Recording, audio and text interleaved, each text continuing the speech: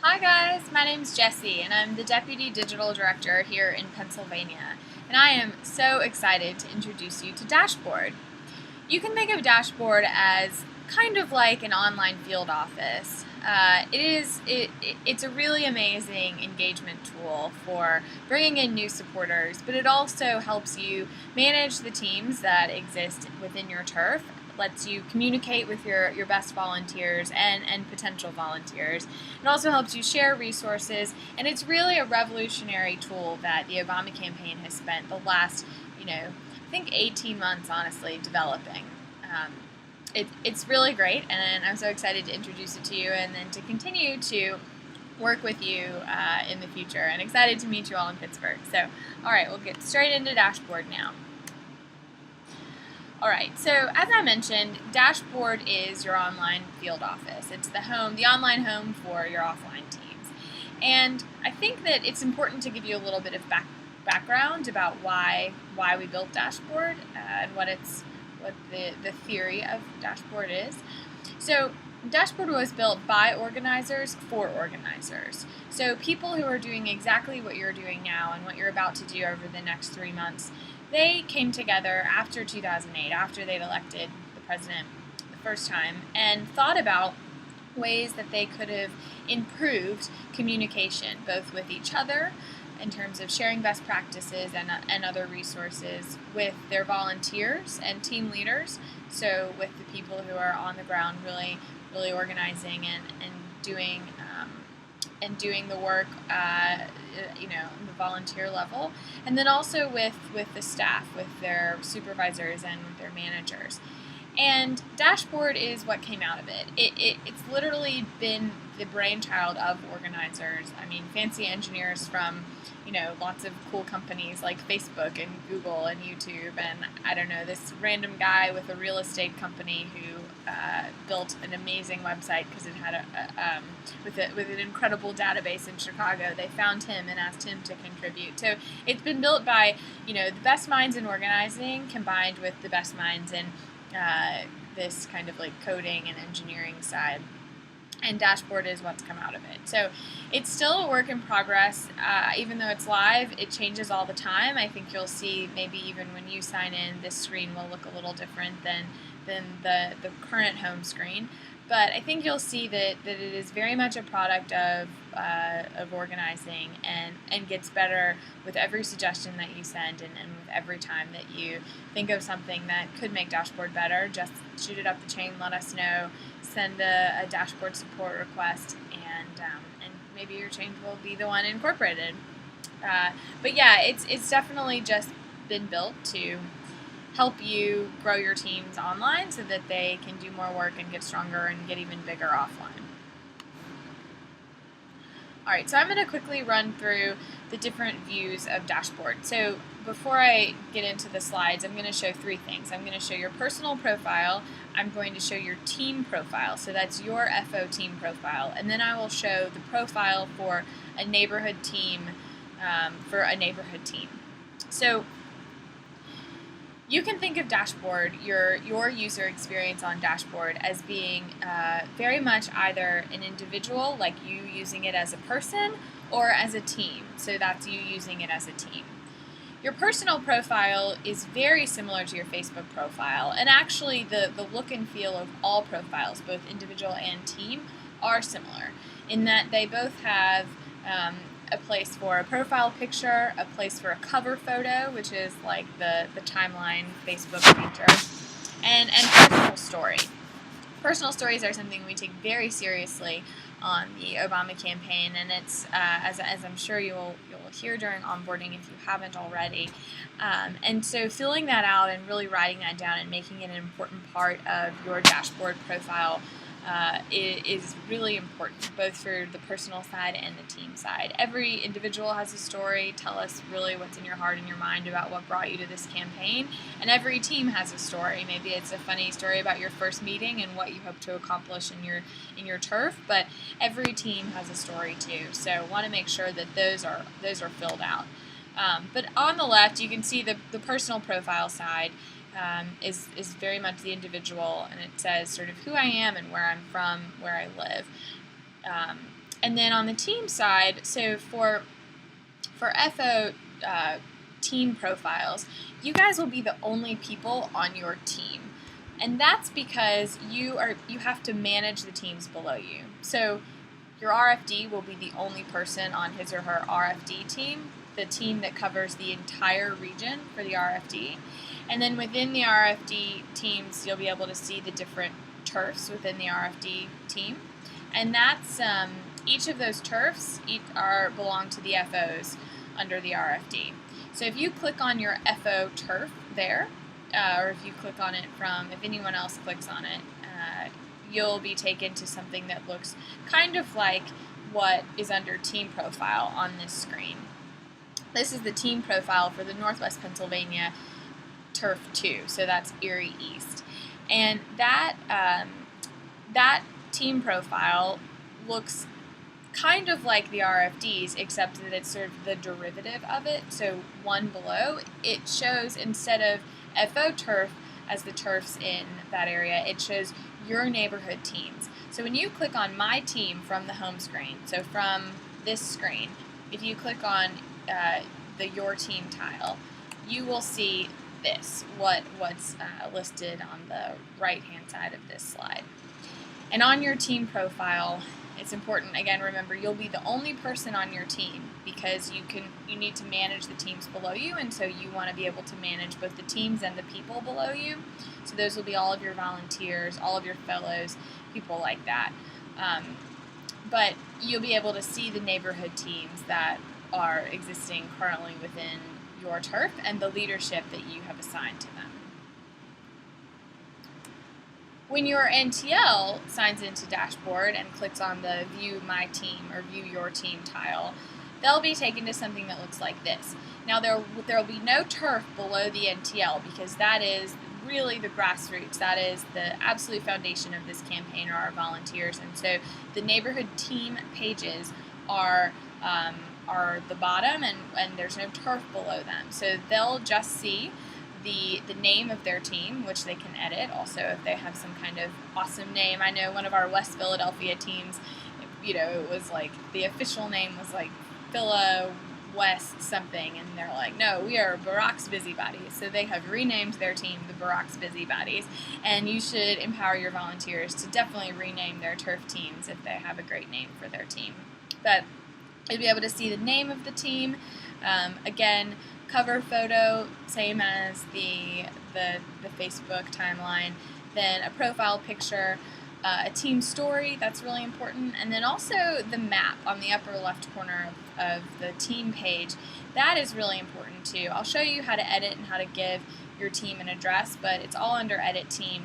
And making sure that all of your neighborhood teams in your turf have an address that's within the turf will help Dashboard do its job better. It will help route the people who sign up online, help route them into the team even better. So I think that I'll walk you through exactly how to do that, but again, just to keep in mind, make sure that all of your neighborhood teams and that your NTLs, if you don't yet have NTLs, that you give all of the teams an address online.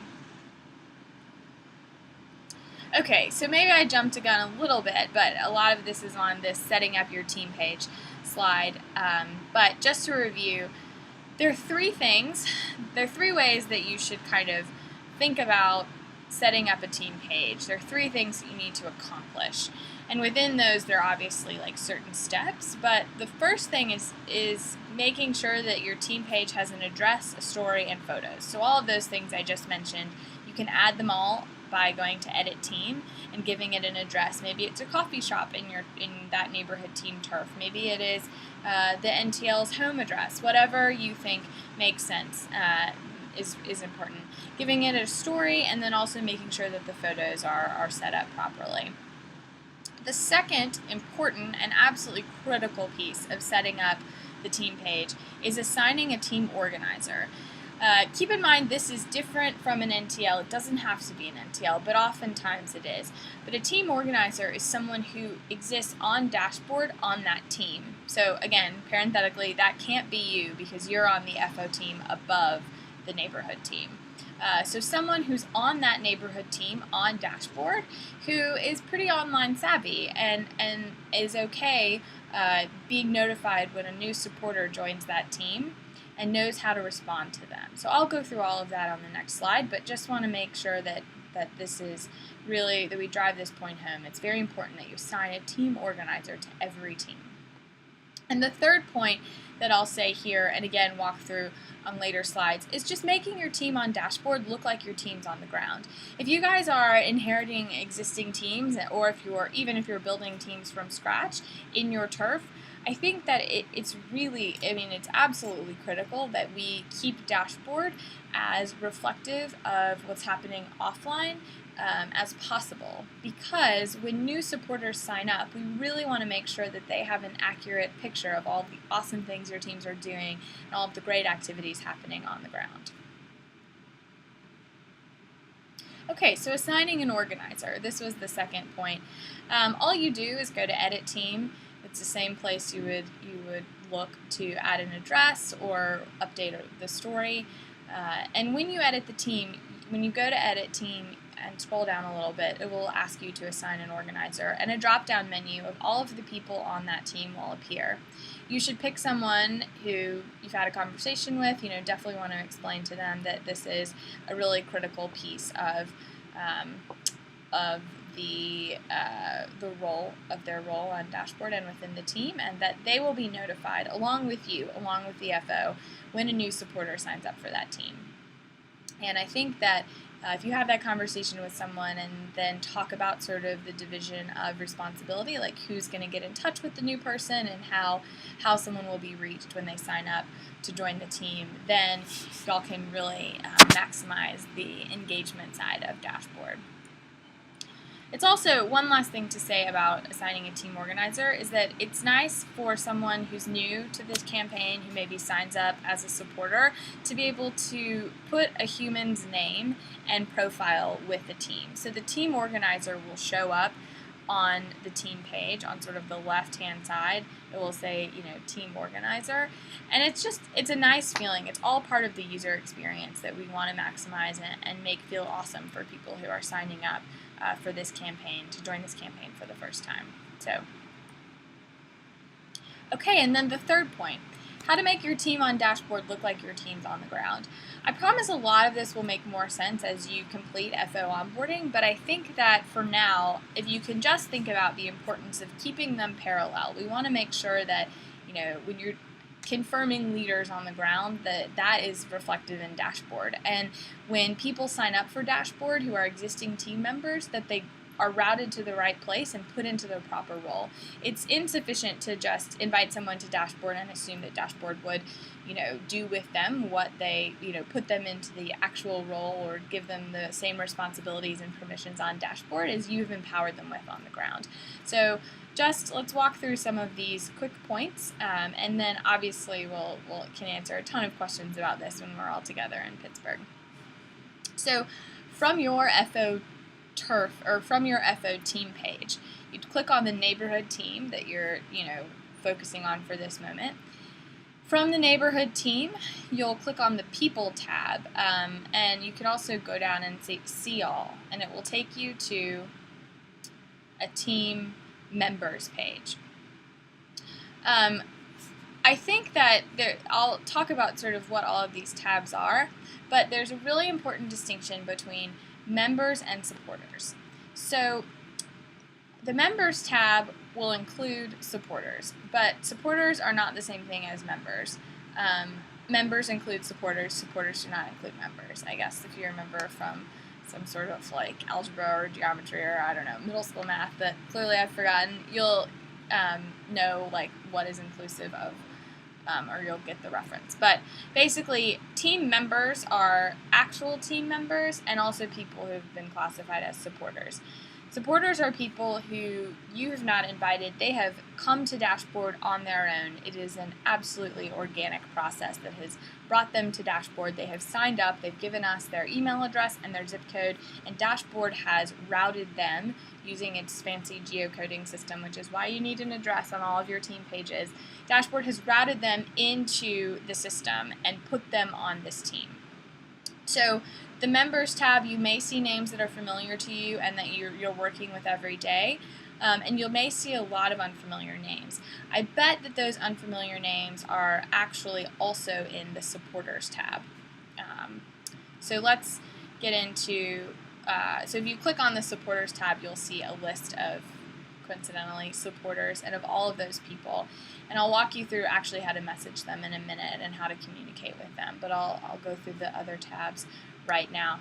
So the other tab we have here is offline Van users. And these are people who, because Dashboard syncs with Van, there's a live sync. We tell you to give it 2 minutes. But because Dashboard syncs with Van, the offline Van users tab is actually a list of people who have canvasser attribution in Van in that neighborhood team turf.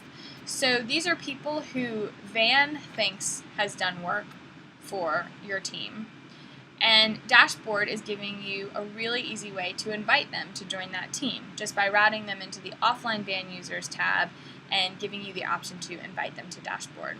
So again, all a part of making your teams on Dashboard look like your teams on the ground. You definitely want to make sure that if someone is doing work for your team and is a team member, that they're actually a part of that team. Okay, then the invitations tab. This is really important. Anyone can sign up for Dashboard just by going to dashboard.barackobama.com, and they'll be prompted to give us their name and email address and or zip code, and then they're signed up for Dashboard. But if they do it that way, then Dashboard does its fancy Dashboard thing and routes them onto the neighborhood team it thinks they should be on. Now, sometimes Dashboard gets this right, but sometimes it does get it wrong. It's, definitely one of those computer things that we can't rely on 110%, but for the most part it gets it right. But if you know someone should be on a certain team, definitely invite them from that team page, from the invitations tab on the team page. And if they are already in a leadership role, invite them in that role. If they're just a team member, I should say just a team member, but if they are a team member, which is, great, obviously volunteers doing work for our campaign is awesome, but if they're a team member, invite them as a team member. I've included a best practice here. I think that this is something that, a lot of our Dashboard members, I think often about if I were trying to get my 85-year-old grandmother to sign up for Dashboard, what she would say and how much resistance she would put up. But you know what? She has an email address, and anyone with an email address can be on Dashboard. And even if people say, even if you've got a team full of octogenarians who say they will never turn on their computer and never use Dashboard, I would suggest that you just bring your computer to a phone bank one night and sit down with them and invite them all to Dashboard and help them log into their email address and accept their invitation and put them on the team where they should be. That'll help you get credit for your numbers in terms of confirming team leadership and team members, and it will also make the Dashboard team online look stronger and improve the user experience for new people who sign up. And a positive user experience, we just have tons of data to show that means people will stay more engaged with BarackObama.com and then hopefully with your offline operation. So again, best practice here, even if someone swears they'll never use Dashboard or never log in again, just sign them up when you're with them, sit down, bring your laptop, make it happen. All right, so now I'm going to talk specifically about what to do with supporters. So supporters are the way or the name that Dashboard gives to people who sign up on their own in that organic way, where they put in their email address and their zip code, and Dashboard puts them onto the team it thinks they should be on. Since Dashboard launched, over 3,000 new Pennsylvanians have signed up. It's all with the branding to join your online field office, which is how I introduced Dashboard and how you should continue to talk about it and think about it. It is absolutely the online version of your offline teams. And when people sign up on their own, Dashboard dubs them supporters. That's to distinguish between supporters and team members, because there are lots of different permissions that are associated with team members, and then as you move up the leadership structure, the volunteer leadership structure within Dashboard, your permissions automatically change. So supporters have very few permissions. They basically can only message, but they're still assigned to a team. Now, that's not the team they should be in, and you find that out upon messaging them and sitting down on a one-on-one and trying to get them onto your team, and they actually maybe want to organize with a different team, you can move them. It's very easy to move someone. So I'll get into that in a little bit also. But I think that really important to notice that we want to get in touch with these people right away. And 47% of supporters, a lot of supporters, don't give us their phone number. So you can't phone bank them, but you can message them. And the dashboard message goes straight into their email inbox, and they'll be able to respond to it. We have a ton of suggested welcome messages listed in the dashboard resources section, but I'd suggest something friendly like, hey, I'm the field organizer for this neighborhood team. I saw you signed up. I'd really love to sit down with you and discuss the ways that you'd like to get involved in the campaign. Are you free this Thursday? And just make it a hard ask, make it something, really simple and nice, and just say, thanks for signing up to join the online field office. I'd love to meet with you in person. I think that the last thing I'll say about messaging our supporters and really engaging with them immediately is that, well, you need to do it on the immediate. It's definitely more likely that they will respond and stay involved with the campaign if you message them sooner rather than later.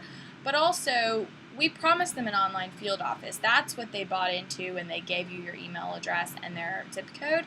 And so we need to model that good behavior or model that user experience by engaging them with the same application that they used to join the campaign, which was Dashboard. So sending them a Dashboard message is something that they're expecting and something that they're most likely to respond to, and will help you get a better response from all of these crazy Dashboard signups. I mean, we're expecting thousands and thousands of new people as we get closer to the campaign, and particularly with the convention coming up, there's going to be a lot of push for people to sign up for Dashboard, and that just happens organically as engagement increases. All right, so here's how you send a message. You can do it directly from the supporters tab, so you'll be able to do it straight from the tabs of people who've signed up just by clicking the navy envelope. But messaging in general is really simple. You can message anyone on the campaign. You can message a group. You can message your team. Or you can send a personal message, like I said, to anyone on the campaign. And you just click the message tile from the home screen and then choose whether or not this is a personal message, a team discussion, or a group discussion. You guys can't really send team discussions because you're the only ones on your teams, remember, but your team members can, and you should definitely empower your NTLs and your team members to use the team message feature. I think it's a really cool part of communicating. It saves a lot of Google groups and nasty email reply alls when people may have been accidentally left out or something. It keeps everyone right there. So again, messaging, and for so many other reasons, all of these things are really important reasons for making your teams on Dashboard actually structured in the way that your teams are structured on the ground. All right, so team builder. So how do you reflect the fact that you've got, an NTL and 2 data coordinators and a digital volunteer and a comfort coordinator and all of these different roles? Well, it's something that we're using, and it's a big part of Dashboard. It's called Team Builder. And from your team page, you can access Team Builder just by clicking on Team Builder. So when you go to the Team Builder page, probably it will be blank unless you have people who've already been confirmed into these critical team roles. And this is also, I will say, just before we get into this is how your field leadership will track your progress to your goals. So it will be how you are held accountable for the number of NTLs and the number of CTMs that you confirm throughout the next 3 months. So let's say that you go to the Team Builder page and it's totally blank. There's no one in any role there. You would click Add a Role. So we're thinking of confirming a neighborhood team leader, or you have a neighborhood team leader who's already confirmed, or you want to test a neighborhood team leader. Regardless, you just click Add Role and then you select the role you want to add. After you do that, you click the green button that says Add Prospect, and a drop-down list of all of the members of that neighborhood team will appear. You just select the person who you're putting into testing. And also, if you have someone who just doesn't have a computer, doesn't have email, or is in no way literally ever going to sign into Dashboard, it's completely impossible for you to invite them and for them to accept their invitation because they don't have an email address. You can add offline members, offline van users, those people who have Canvasser attribution in van. You can add those people into TeamBuildr. That's just, again, Dashboard being made by organizers for organizers. We recognize that not everyone will be able to be on Dashboard, and so they give you the option of adding offline van users so that you can get credit for your goals. So select the team member, and as the volunteer completes a test, you'll move them to the next phase. So there are 2 testing phases and then a confirmation phase.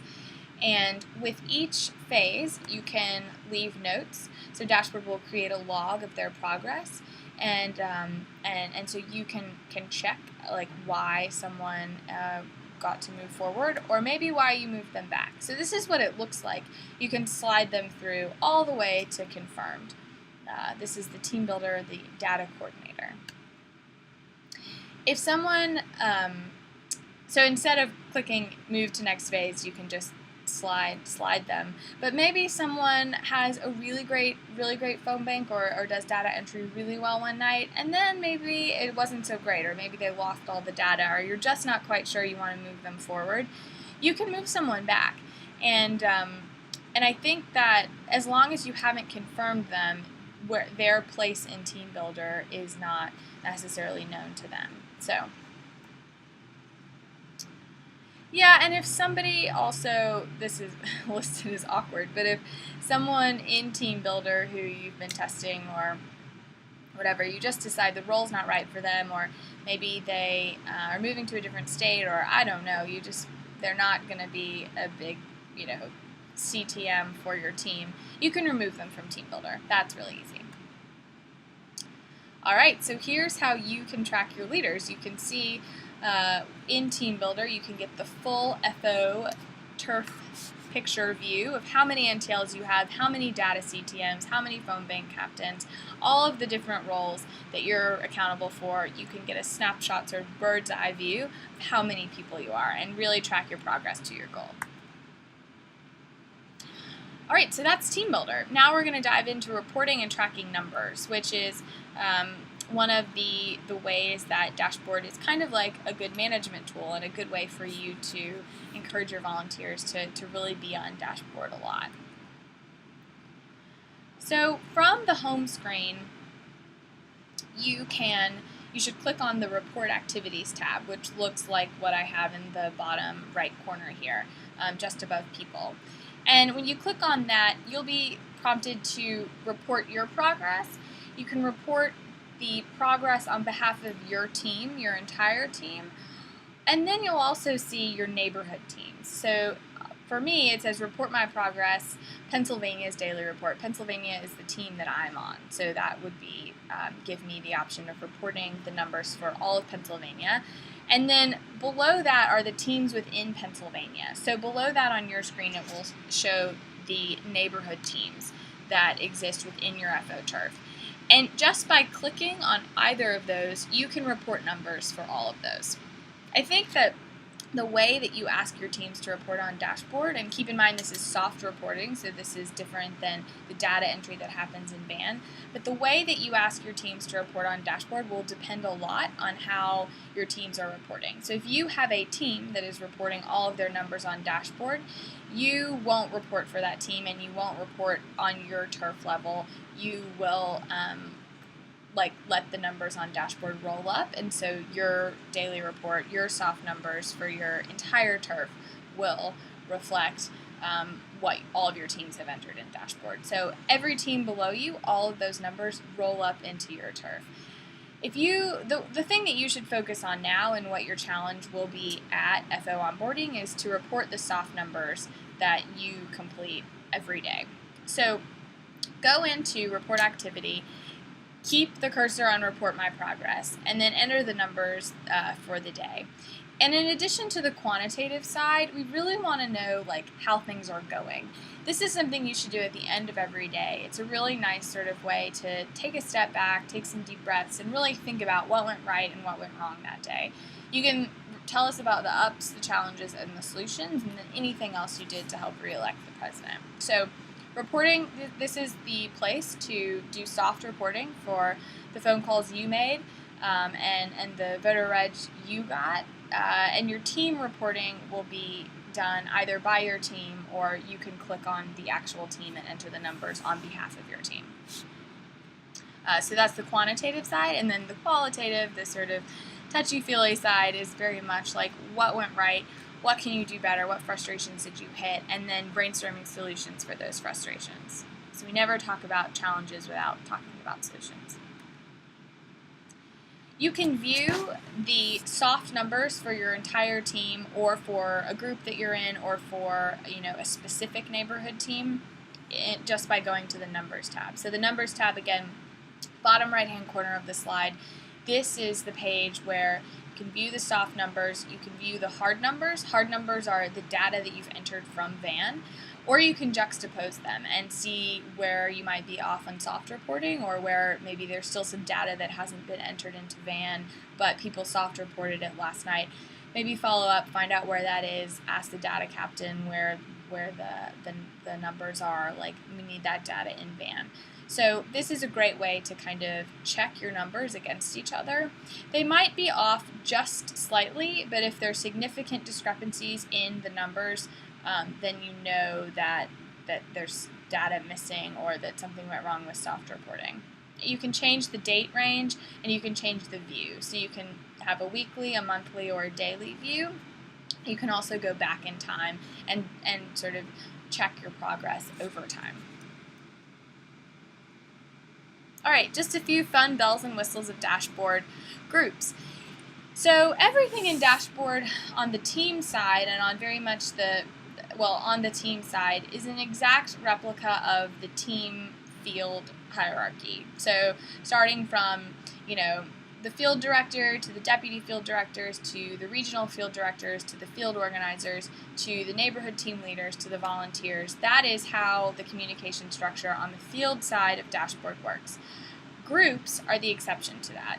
Groups are an absolutely lateral way for you guys to communicate with people all over the country. You can be in a group with, I think I recently joined Plaid for Obama, and it was started by, someone in Colorado, and now there are thousands of people all over the country in Plaid for Obama, and they send funny Plaid jokes around.